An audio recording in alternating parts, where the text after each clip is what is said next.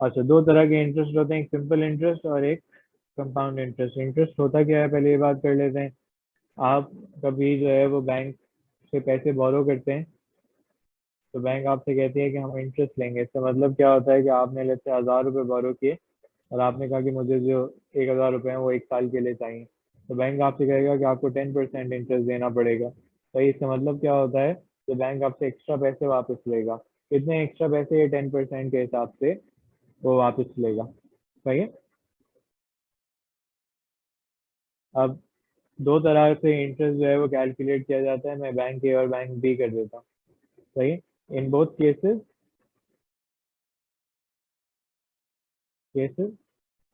you borrow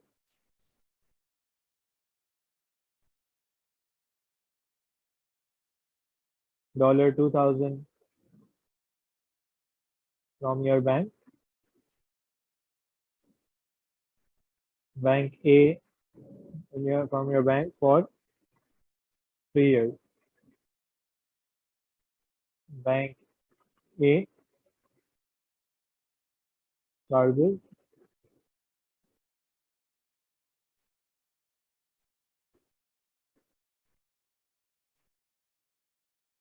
simple interest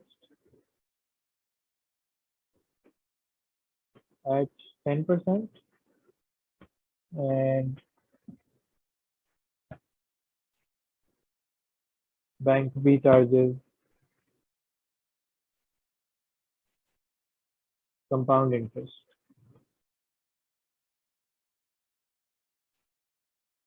at 10%. All interest is accumulated and paid at the end. यानी हर साल आपको bank interest charge कर रहा है, आपको पेमेंट नहीं कर रहा है। आपने कहा मैं साल के 3 साल के एंड पे जो भी जमा होगी अमाउंट वो पे करूंगा ऑफ 3 years। सही। अब कैलकुलेशंस कैसे होंगी पहले ये देख लो, फिर जो है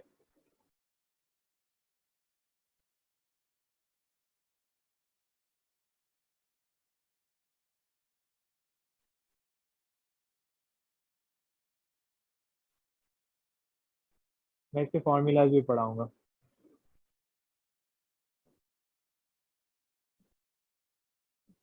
सही।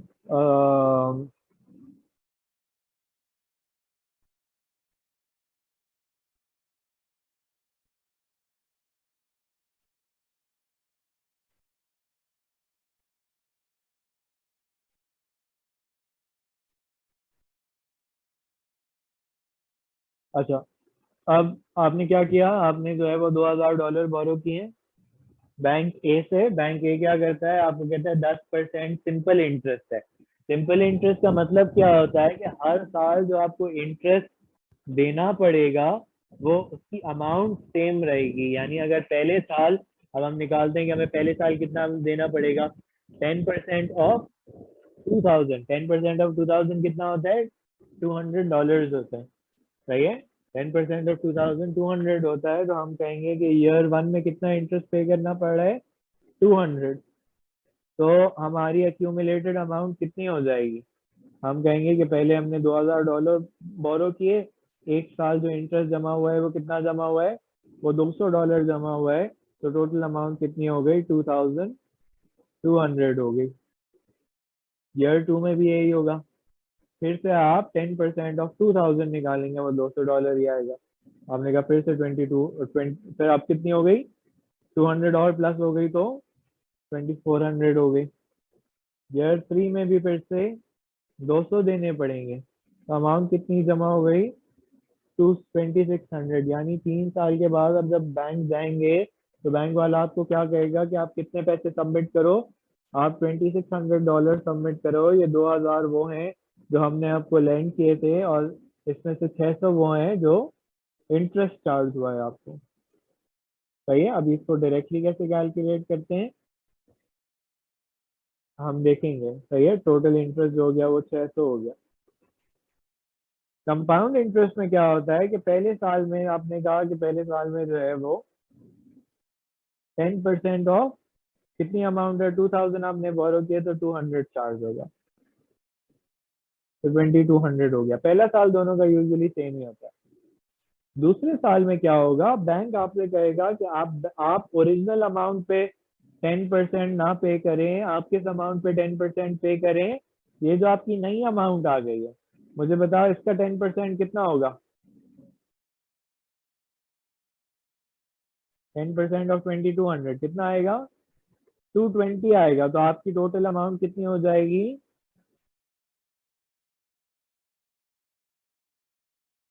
सही है, आपकी टोटल अमाउंट कितनी हो जाएगी, 24203। तो 10% ऑफ 2420 तो कितना हो जाएगा, 242,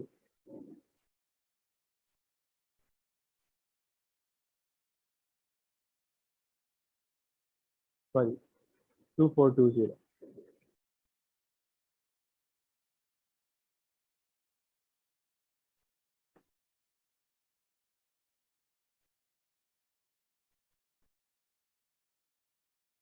अब यहाँ पे टोटल निकालूं तो कितना आएगा, 662 आ रहा होगा।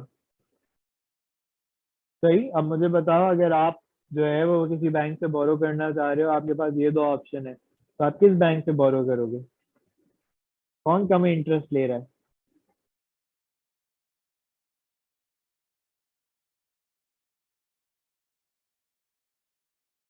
किससे बोरो करोगे।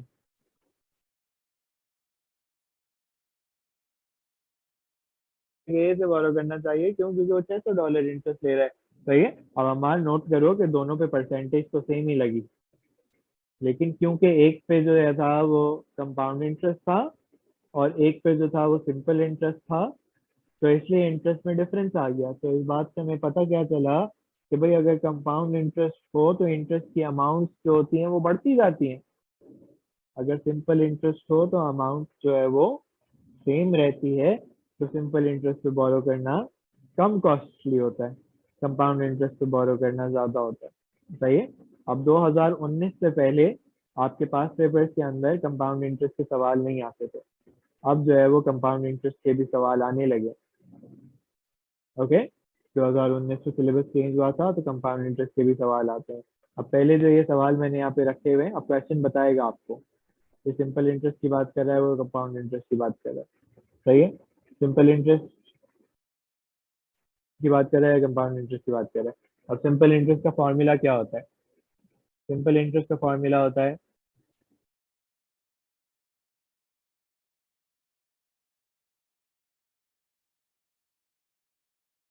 P R T. सही है, simple interest is P R T. Okay, इसका मतलब क्या होता है, P is the principal amount, principal amount किसको कहते हैं, ओरिजिनल अमाउंट को कहते हैं। R is the percent rate of interest in percentage, T is the time in years। अगर मैं यहाँ पे अक्यूमुलेटेड अमाउंट लिखना चाहूँ तो क्या बताऊंगा, accumulated amount principal plus simple interest. सही है, अब एक एक करके देखते हैं सवाल को, पहले फॉर्मूला देख लो, मैं अप्लाई करना सिखा रहा हूँ। Work out the simple interest on 2500 invested for 2 years at 6%। तो आप क्या कहेंगे, 2500 मल्टीप्लाइड बाई 6% मल्टीप्लाइड बाई 2। सही है, 6% का मतलब होता है 6/100, तो हो गया 50 × 6, $300, £300। सही है, कोई कंफ्यूजन तो नहीं है,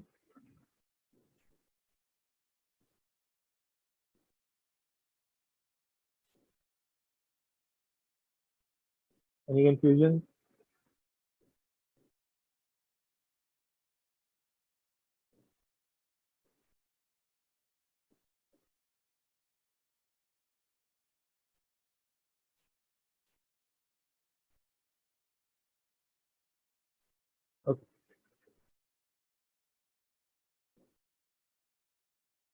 उसने कहा calculate the simple interest when 330 is invested for 8 month.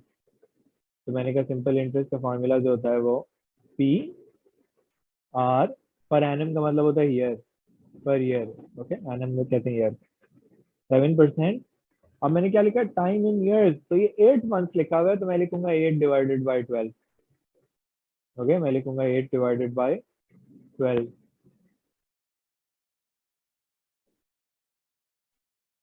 Okay, 11,777 होता है 144, तो ये हो गया 14। सही है। फिर ये कहता है यामीन is setting up a business, she borrows, Yasmin is setting up a business, she borrows 5,000 from a loan company, the loan company charges 6% per year simple interest.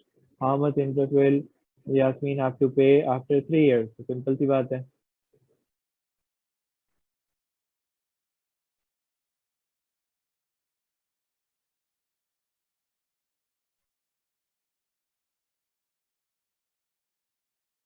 Okay, 3 into 6 is 18, 1800, 900 हो गया।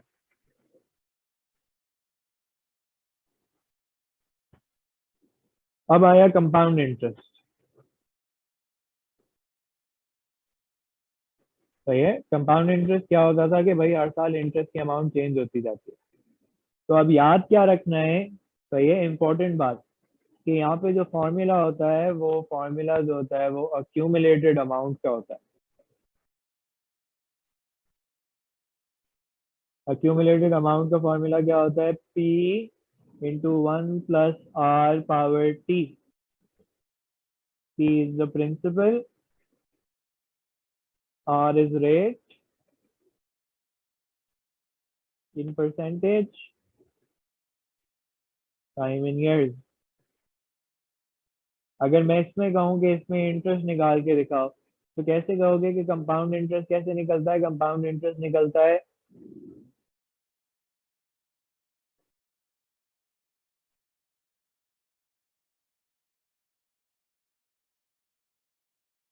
accumulated amount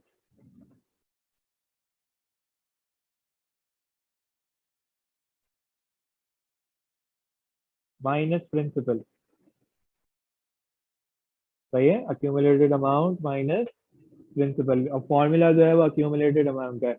उसने कहा mister Rahim deposits $20,000 in a bank that pays on a compound interest of 3.5 per annum for 6 years. Calculate the amount correct to the nearest dollar that Mr. Rahim will have in the bank at the end of 6 years। वो पूछिए accumulated amount आपसे रहा है, तो आपने कहा accumulated amount का क्या फॉर्मूला है, प्रिंसिपल 1 + 3.5/100/6। इसके सवाल जो होंगे वो ज्यादातर पेपर 2 में आएंगे, की वजह इसमें कैलकुलेशन जो होती है वो कॉम्प्लिकेटेड होती है।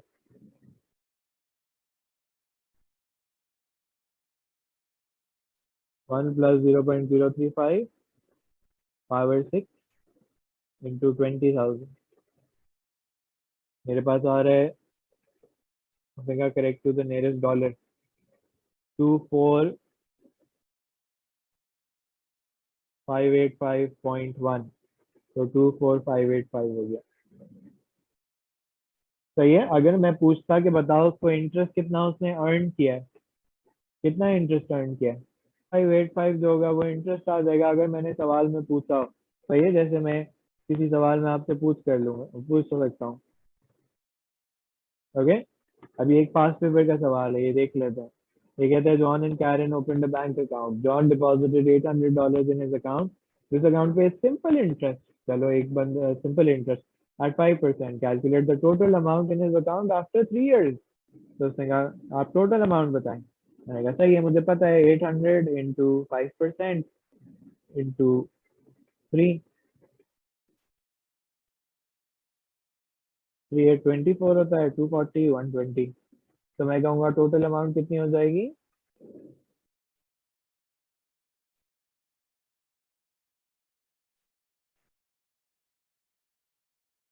सही है। फिर Karen deposited $800 in her account. The account pays compound interest at the rate of 5% per annum. सही है। How much more? Calculate how much more money there is in her account after 3 years. तो हमने कहा कि भाई compound interest में तो accumulated amount का फॉर्मूला होता है सही है। accumulated अमाउंट कैसे निकलती है? Principal into 1 plus R power T. सही है? यस। 1.05 पावर 3 926.1। तो कितनी मैंने कुछ गड़बड़ कर दी शायद।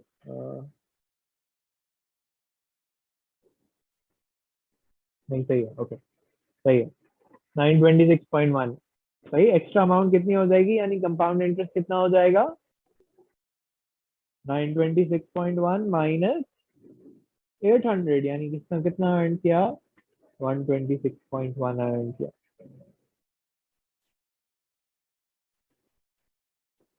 सही है, समझ आ गया?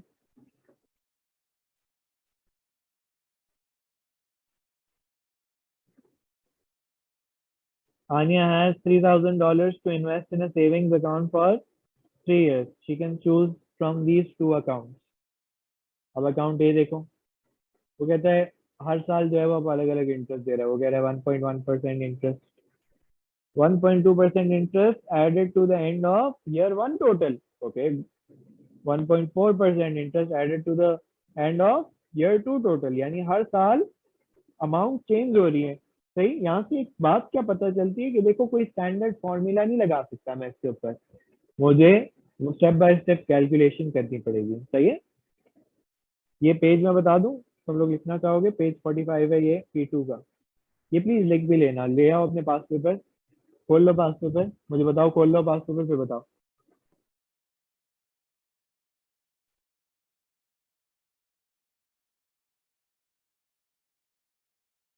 सर खोल लिए। एक minute.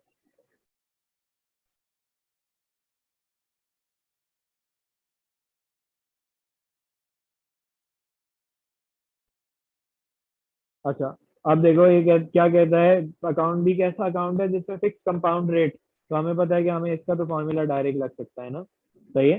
She chooses the account that will give her more money at the end of 3 years, decide which account she chooses and find the amount she will have in her account at the end of 3 years। 4 marks का सवाल है। सही। तो marks पहले बताओ, account be easy है ना, पहले मैं अकाउंट बी की कैलकुलेशन कर लूं। यस। वो था अक्यूमुलेटेड अमाउंट का क्या फॉर्मूला था, पी, कितने इसने डिपॉजिट किए, $3,000, 1 प्लस आर पावर टी, 3 साल। तो ये तो तुम कैलकुलेटर पे लगा के कर लोगे ना, पावर 3 इंटू 3,000, ये हो गया जमा 3118.5। सही है। 3 साल में इतने जमा हो गए। अब अकाउंट ए की बात करते हैं। मुझे बताओ कि अकाउंट ए के लिए अब अलग अलग वर्किंग करनी पड़ेगी। ईयर 1, ईयर 1 में कितना इंटरेस्ट मिल रहा है, 1.1%। किस अमाउंट पे लगाऊं?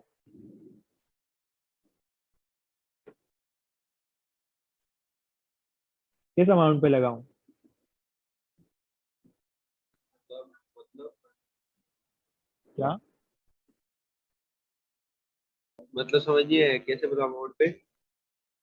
देखो मैं पूछ रहा हूँ अमाउंट किस पे लगेगा, मार मुझे बता रहे कि 3,000 पे लगे हैं, जितने तुमने बोरो किए होते हैं उस अमाउंट पे इंटरेस्ट लगता है ना, तो 3,000 पे लगेगा 1.1%। सही है, मैंने 1.1% लगाया 3,000 पे। सही है, हमारा 33 आया। अब इस 33 को क्या करूं, टोटल बना दूंगा मैं इसको। टोटल कितना बन जाएगा, 3,000 प्लस 33 इज 3,033।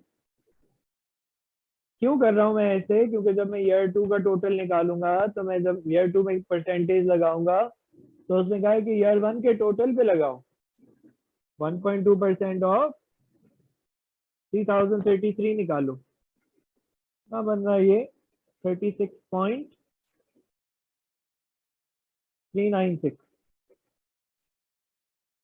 ओके,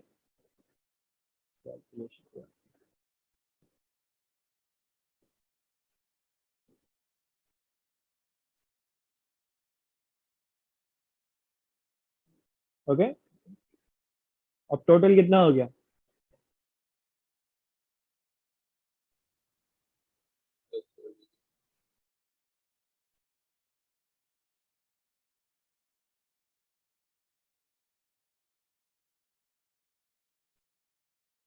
अब ईयर 3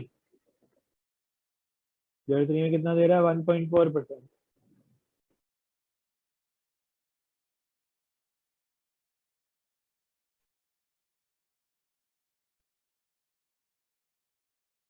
ये आपने माइनस किया ये 3069। ऐड किया ना बेटा, टोटल लिखा है मैंने।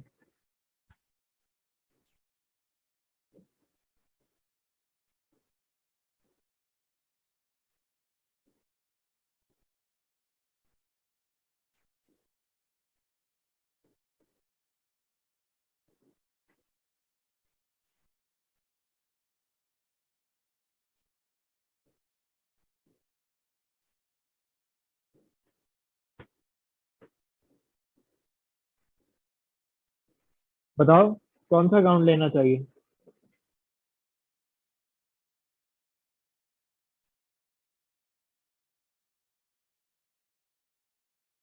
बी में इतने पैसे जमा हुए हैं, ए में इतने पैसे जमा हुए हैं।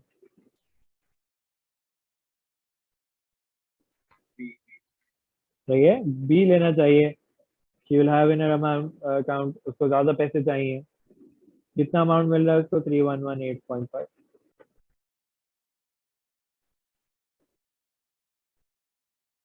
सही समझ आया है?